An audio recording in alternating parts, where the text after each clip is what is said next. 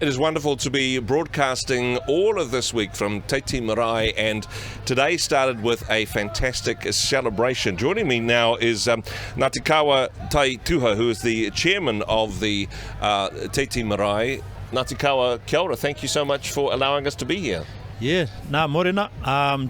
Pleased to be given the opportunity to share our story and talk about our marae today. Thank you. Today is a special day, but this is also a special place. Talk to us about the significance of this marae.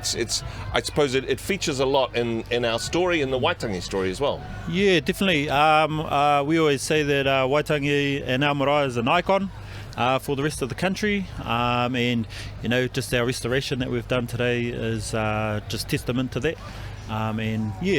Got a big story here, and obviously with He Whakaputunga, 28th of October 1835, and the signing of Te Tiriti Waitangi 1840. So we live here in Kaitiaki and look after the place. So it's always an honour to host guests and visitors and manuhiri who come here from all around the world. It's been a wonderful privilege to be here today, and a special day today, a celebration, and people come from all over New Zealand to be a part of this. Talk to us about the significance of this day. You talked about the restoration of the whare. Yeah. Big deal for you. Yeah, huge deal. Everything went was quite successful this morning in terms of the dawn ceremony, the rituals, the karakia, the blessing of the whare and opening, and then all the elders and the kaumatua did their part really well, and so I just enjoyed the whole occasion and all the speeches and everything. So I guess the focus of our whare has been on our minds for a little while. Yeah. Just pretty much 24/7, always in the back of our minds. We're always chipping away, trying to get the development happening, and we set a pretty high bar for ourselves. And so, just pleased that we've got it over the line. It certainly is a wonderful transformation and absolutely stunning. Talk to us about that process of why the development happened and the sort of the new features that are a part of it. Yeah, right. So the whare tupuna itself, if you were here prior to COVID, you would have already noticed big cracks appearing in the walls. Yeah. Because we did some geotech, reports and the seismic testing, and that the ground was actually moving, which was why the cracks were appearing. And so, we had to look at get an engineer to give us a plan, and we had to brace the whole building with new steel beams, and so that was a huge job, and make it earthquake proof because of the new legislation now. So that just pushed the costs through the roof. And then we decided to modify the front porch of our building as well, more for kaumatua, our kuia really, who do the welcoming, and keep them dry, keep the shoes dry when all the guests come in, because we have had some jokes about that in the past, about pile loads of shoes inside the house because it just gets wet everywhere. And also the ramp where the wheelchair was going up was way too steep.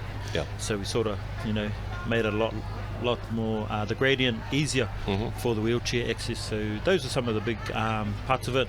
But then we went extra, went beyond the call of duty, and we added tuku, we added carvings, and all that, the stories were about ourselves, really, our own cultural identity. And so just going through that process, it was very educational, learning from our experts who are from home in these areas of art and crafts. But the important part was actually the transmission of the knowledge to our whānau, our next generation. So we had a whole lot of objectives, and I think we just took the box on as well as the structural. Let's beautify it. Let's make it functional for your people. Exactly. And certainly it measured up to that. A huge crowd here today. Yes. And plenty of capacity and a delicious hangi meal to follow, right?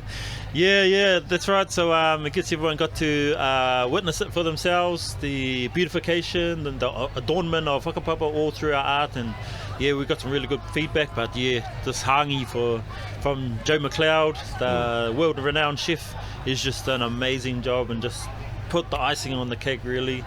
And everyone's gone home happy, and I think they're going to remember that hangi for a very long time. Oh yeah, so it's wonderful. You can taste all the juices and all the flavours of the rongoa, and it's just unique. really awesome. So in terms of, I suppose, what next, because I mean this has been a big project for you. This has been, as you say, top of the to-do list for a long time. Now that is done and it's celebrated, what next for your people? What next for Te Tii Marae? Anything new on the horizon? There are. I think we're still in stage 1 and 2. Okay. So out of 5. So we've got a bit to do. But yeah, we're not going to rush too much. We will have a little bit of a break from completing these stages. But the development of our people is crucial. We want everyone to be connected, whanaungatanga, and that's the foundation for our next project and next stages.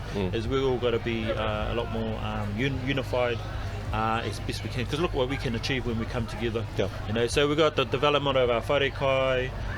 We got our old building. It's called the Kohanga. We want to rebuild that and turn it into an educational hub and media hub. And then we got this big area down here, our beach camp. With Tauranga Tira, the Popo, we want to enhance that whole history there with a big multi-purpose complex, hopefully 400-seated auditorium, arts and crafts, retail, and then the big one is bringing the documents home that are from here that our tupuna signed.